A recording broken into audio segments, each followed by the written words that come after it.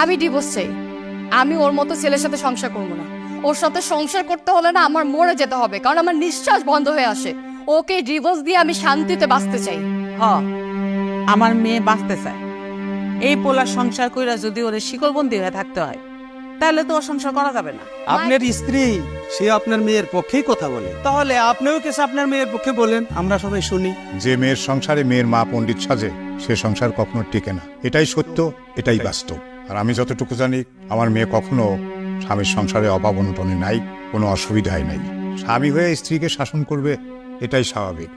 সব স্বামী চায় তার স্ত্রীকে আয়ত্তে রাখার জন্য। আমি আসলে একজন ভালো মানুষকে মুক্ত করতে চাই। আশা করি আপনারা আমার কথাটা বুঝতে পারছেন। তুমি কি বুঝাতে চাইতেছো? মেয়ের সংসারে মা পণ্ডিত মানে মা কি পণ্ডিতি করতে গেছে? খবরদার, তুমি আমাদের মা মেরে নিয়ে কোনো আজে বাজে কথা বলবা না।